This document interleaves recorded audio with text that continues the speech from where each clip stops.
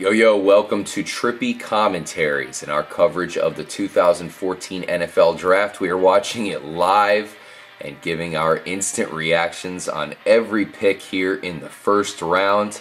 I'm RJ here with K-Mac. What's going on?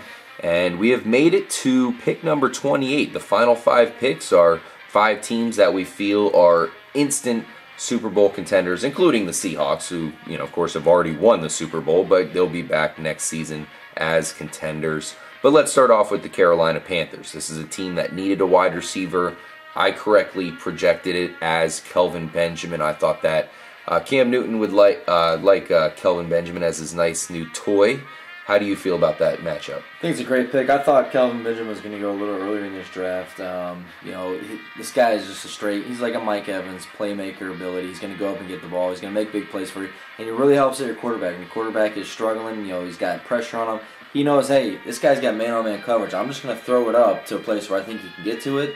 And he's probably going to go up and catch it. And that's big. And we said this. We said in the last video, the Panthers had to get a receiver. And to me, if you're talking about an explosive guy that's going to come in and have success because of his size, you're talking Kelvin Benjamin. I like Dominic Easley. I felt he was kind of your more all-purpose back or receiver. But Benjamin just kind of has that wow factor, which I think the Panthers really wanted. Like you said, they wanted to go big. Yeah. They wanted to give Cam Newton that option to, if you're in trouble, throw it up to this guy, let him make a play for us. We saw what he did in the national championship at the end of the game. He pretty much won the game for Florida State there at the end. So yep.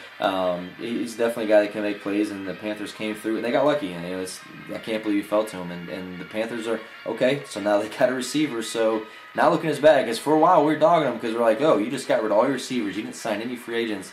All of a sudden they get Benjamin.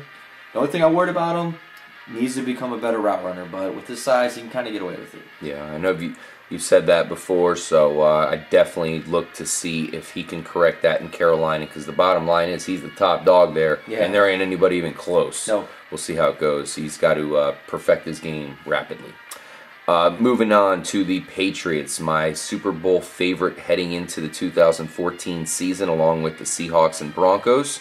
I really like their pickup of Dominic Easley. It surprised me because I thought they were going to go with Nix out of Notre Dame, so definitely surprised me, but you can't complain. I'm a Gator fan. I've seen a lot of this guy. He's one of those guys that, you hear his name a ton of times on Saturdays. He was great, but I just worry about with him tearing the ACL back in September. I worry about how that's going to affect him. I mean, obviously, New England is going to be checking with whoever was in charge of training him, his rehab, all this stuff. They've been talking to these people pretty close. I'm sure they feel that he's pretty good and he's going to bounce back. Hey, this guy was a top 30. This guy was definitely a first-round pick before he got injured. So I feel that they feel that he's going to be just fine. And if he is, he is a great pickup. He was a beast for Florida. We saw it. As being from Florida ourselves, we see a lot of the Gators games. He was a force to be reckoned with in the middle there, and that's kind of what they needed. They re-signed Wolford, but they feel that he's kind of on his way out. You want to bring in a new young guy, and be able to switch in and out with them, and he's a good pickup. Yeah, we both predicted it would be a defensive tackle, and sure enough it was. We just got the wrong one there, but that's fine. 49ers, they went with strong safety Jimmy Ward, a guy I felt would go possibly a little bit earlier. He was the best. I thought he was the best strong safety heading into the draft. Apparently the Cardinals thought differently. They went with Buchanan there, but Jimmy Ward's a great pickup. We know the 49ers lost out on Whitner. Yeah. There he went to Cleveland. So they did a good job by replacing him and bringing in Jimmy Ward. Can't complain about the pick late in first round. No, I mean this draft has definitely been deep in the safety position. Jimmy Ward, to me, always feel like he's more of like a true a free safety because he can play the center field. He can kind of roam around. And really? You have him at free safety? I think that's possibly what the 49ers are looking to move him here. He is obviously in college. He was a strong safety because he's so good at stopping the run as well. But he's also kind of that guy, like you said, plays center field, can make plays, and that's what San Francisco needed. They lost Goldson. They lost that guy that can kind of roam around for them before. Bringing in a guy like Jimmy Ward, stealing this guy right here at this pick is a great pick for him. Not a lot of people really knew about him because of the college he went to. He's a dominant player, and he's 5'11", 193. That's pretty good size nowadays for a safety position. Not as big as might want him to be, but the guy plays like he's 6'4". So yeah, definitely. we'll see what happens there. I know they have Eric Reed, who went through some injuries there, so maybe they're looking for depth at that position with him as well. Yeah. The Broncos are going to draft Bradley Roby, a cornerback out of Ohio State, a guy who's dealt with some issues as of late, but the Broncos don't seem worried about it. They brought in Aqib Talib in the offseason. They're going to bring in Bradley Roby as well, and hopefully Chris Harris can get back in the fold there healthy. Yeah. And they'll have a nice little defensive backfield. Oh, of course. The rich just get richer here. I had Roby actually going pick before that in my draft of the 49ers. Yeah. I felt this was a good spot for him. I think he's one of those guys that he's going to instantly help his team. Like you said, Talib, TJ Ward, Broncos know they need to get that defense as best as they possibly can. They experience what a good defense can do for you in the Super Bowl with the Seattle Seahawks. So, kudos to the Broncos, man. I mean, they're coming out with free agents. They're coming out with good draft picks here. Roby fits in good, fills that void for that cornerback that they needed. Mm-hmm. So the Seattle Seahawks, who are they going to go with? The final pick of the first round. I think, like in this picture here with the plane, I think they're actually going to fly out of the first round. Well, what's this? A trade? We got wait a minute. Here The Vikings. Vikings moving up. What the hell, Minnesota, man? You were busy today. Who could it possibly be? We complained there about them not going a quarterback, and we said, well, maybe Bridgewater would be available in the second round. Possibly Derek Carr, but you have a couple other teams who might want to draft a quarterback themselves. They skip all that. Yeah, well, and think about it. We also said, look who was number one pick in the second round, who would want to probably go Bridgewater. Houston Texans. Houston. Big move here by the Vikings, jumping back up in the first round, taking Teddy Bridgewater. Wow, what a pick there. I love it, man. I really like this pick a lot. We knew that Minnesota needed to do something at quarterback there. They completely avoided that with their top 10 pick, going with an outside linebacker, Anthony Barr, despite the fact that Johnny Manziel was available.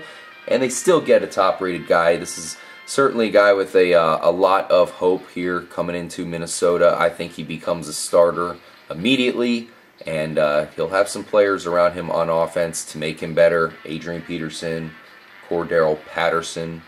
What do you think about the fit? Oh, and Greg Jennings as well. I can't believe this guy fell this low. To me, coming in the draft, I had Manziel, I had Bridgewater, and those were my number two guys that I felt teams needed to be going for. These were the two playmakers. These were the two guys that everyone even knew during the college football season that these guys, before Combine starting and stuff, everyone knew these two guys were the two elite quarterbacks. I don't know what happened, and I don't know if it was a media play or what they saw in Bridgewater make him fall. At the beginning, he was the most NFL-ready quarterback. I still feel he is the most NFL-ready quarterback. System he came from is going to fit really good with the Vikings right now.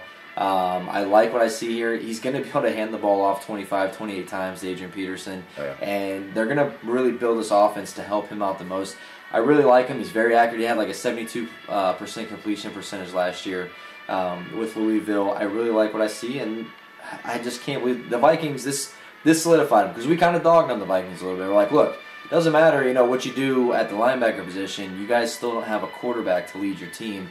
Getting Bridgewater here right at the end of the last and moving up, having the balls to make a trade to move up with the Seahawks and get this guy is huge for them. And if I'm a Minnesota fan, I'm ecstatic right now. Oh yeah, definitely happy. They got somebody they can rally behind, and with some offensive weapons already in place, you need to build. You need to have that quarterback to build on. Matt Castle. We know he can be okay, but come on, let's get somebody on the upswing rather than a downswing. Yeah, exactly. And like I said, in the other video when we were talking about the Vikings, they brought in Patterson last year, good young receiver who I think is going to be a star in the NFL. Why not bring in a good young quarterback, a guy that can mesh with them, that can kind of grow together, that can become dominant combinations? You still got Craig Jennings, and you got a Hall of Famer at running back. Bridgewater makes all three of those guys even better now at this point because everyone has to figure out, because Bridgewater can run, and a lot of people don't really see that, but he can definitely run. He's going to look to throw first, take off when he needs to, and he's got the speed to do it, and he's smart enough to get down. I like this pick for the Vikings, big time. Love it, and thank you guys for joining us for our coverage of the first round. I got to say, I'm shocked that Marquise Lee did not go. He's still available. Derek Carr is going to go pretty soon. You'd have to think he's available. Guy I know you're high on, Rashid Hagman. He's definitely going to be available for the taking. And the guy that I'm highest on here over anybody is Louis Nix, the biggest defensive tackle out there. I feel like people have him rated a little bit too low, so we'll see what happens in the second round. So let's see. Let's sum this up real quick. Who is your winner and your loser for the first round of the 2014 NFL Draft? You know who my winner is, hands down. That's the Cleveland Browns, no contest. The fact that they got Justin Gilbert and Johnny Manziel there in the back end. Yep. Well done, guys. Definitely, I'm so happy for Cleveland. I really feel like they deserve to have a decent team here, and I think they're on their way. The loser, quick loser, I'm going with the Eagles. I felt like they needed a wide receiver, and there were some guys to choose from. Hell, I even think Allen Robinson would have been a fit for them, and you know he's not going to be available next time they pick. But they go with a defensive player. Like we said, you know, you can't go wrong bolstering the defense, but I'm not too happy with Riley Cooper as their only big-time threat. Jason Avant doesn't count to me. Yeah, I mean, I agree there. My loser is definitely the Eagles. You lose your number one receiver, and you can still draft a pretty high-quality receiver for your team, and you decide not to. You get a guy like Marcus Smith at defensive end. I just don't see what they're thinking there. And that was really the only team that I felt their pick was really that bad. I didn't really like the Bills moving up to get Sammy Watkins. Obviously, I believe Sammy Watkins is, next to Clowney, the best athlete. To me, should have been the number 2 guy if the Rams didn't need a tackle so bad. Mm-hmm. I see, that he was that good, but for the Bills to go with a first-round pick to move up to get Sammy Watkins right now, I don't feel Sammy Watkins is really going to do enough for this team to put them over the edge. You got a lot of other questions they need to answer. Yeah. And I feel that my team that I like the most, my winner, I got to say the Vikings, man. The Vikings and maybe even the Saints, because I felt the Saints pick, even though the Vikings made some moves and they solidified themselves at the end.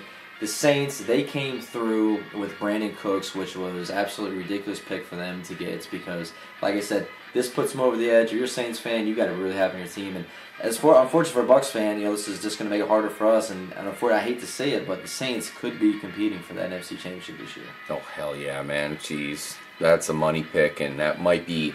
Like I said, I like Cleveland the most, but my favorite pick of the first round is Brandon Cooks. Thank you guys again for watching this this episode of our coverage of the first round. Make sure you check out all the episodes. See what you think about every pick. Make sure to drop a comment. Let us know if you approve of each team's picks or if you scowl them because they fucked up. I'm RJ for Kyle.